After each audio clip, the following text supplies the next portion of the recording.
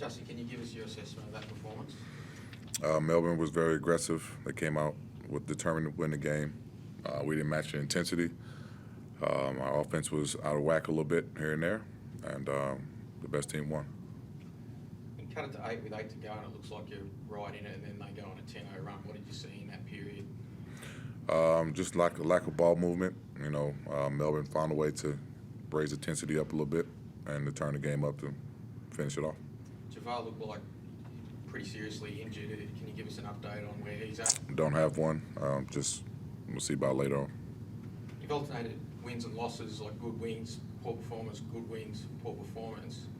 How do you find that consistency? What can you change right now where you can get more consistency and string wins together? Just keep practicing, working on your negatives, and just go back to the drawing board. Where do you see where your team's at right now? We're 6-11. What's your assessment of that? We're 6-11. So write it how you want to, because you'll probably word it how you want to. But we're 6-11. What does that say about his team? We need to get better because we're not in the playoffs and in the reach of the playoffs. So do you feel like that you can go on a run and make the playoffs from here? Only in the future will tell. How do you tap into that consistency that you had? You're one of the most consistent teams in the competition over the last couple of seasons. So you can do it, and you've got a very experienced team. How do you tap into that? Trust each other. We're not really trusting each other at times on the floor. So I think we got to do a better job of just understanding we just got to trust each other, move the ball, and not allow teams to be so physical with us to not get into our offensive sets. What did you think about the reaction of the crowd tonight in terms of JaVale going down with his eye injury? I don't listen to the crowd. They pay their money to cheer and watch a basketball game. So, they can say and do what they want as long as it's professional and not bothering us. So, no different than any other crowd. He's not the kind of guy to go down easily, obviously. It looked like a pretty serious flick of the eye by Finn. Yeah, freak accident, I guess. That, guys get poked in the eye, guys get hit in the head. That's unfortunate, but he'll pull through. Tyler had a superb first half for you, but he was a bit quieter in the second half. Is there any issues with him with the body? I got banged up a little bit on the screen or something like that, but he toughened it out and he found a way to try to make an impact on the game. JT, you're usually pretty affable even when you have lost. Are you more frustrated from this loss, from the situation that you're in? Can you give us a bit of an insight of where you're at with your team and with, I guess, your coaching? What you mean where I'm at? Like where you're at, just what you're feeling about it at the moment. Are you frustrated? Are you more frustrated than usual? Nah, this is not a therapy. I'm just, my team is my team is fine. I'm fine. Nobody's excited after they lose a game. You just got to find ways to correct it. So my mental and everything is okay. Make sure you word that right. JT, where's Sam At home. Close to play? Oh, where's he at? Yeah. As far as playing, yeah, Sam's at home. He's getting there. We'll know about another week or so with this progress of what day we're going to let him play.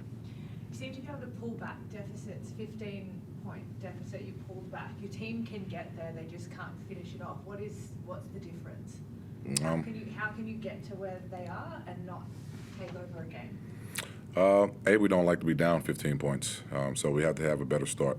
And B, when we do have an opportunity to, cut back in the lead or find a way to get into the game, we got to keep doing what it took for us to get into a game. And I think sometimes we don't. Guys want to take a shot or do something or not be solid on the defensive end to kind of allow the team to get back their momentum back. So we just got to find a way to be consistent with that.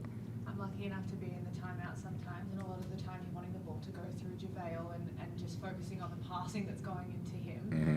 But then it goes onto the court and it doesn't seem to execute that way. Is that frustrating for you to not see it come to fruition and go through JaVale a little bit more? Yeah, at times, but we don't want to force things to him. If he's in a position for us to pass the ball, we'll do it. But if not, we do have to make better post-entry pass to him. He's not a hard target to pass to, but we do have to execute when we go from the bench to the court. So it's on me. I got to make sure they do a better job of that. Go ahead, Chris. JT, I'll just be quick. You've talked about the schedule that you've got coming up. You go straight back home now to play Adelaide, then obviously the Kings on Christmas. So it's a tough schedule, but at the same time, it's a chance to get things back on track if you can turn up for these couple of games.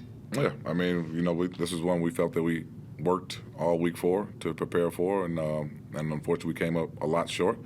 And we know our schedule with the teams that are playing well right now, Adelaide, Sydney, even Tass, New Year's Eve is going to be a tough one for us. So, you know, we just wanted to make sure we wanted to find a way to play better today, but we could bounce back Saturday. Hope we get better effort in front of our fans. Just going back to Sam quickly, a couple of weeks ago there was talk that Christmas Day was the game that you were hoping he would return. Is that still a chance? Is that possible? Yeah, well, I mean, we're going day by day. He's been practicing for the last couple of weeks, and we just want to make sure he's allotted that time that the EMTs and everybody allow for him to recover from his Achilles. So if it's Christmas Day or if it's a day after, it's getting close. Thanks, JT. All good. Thank you. Right.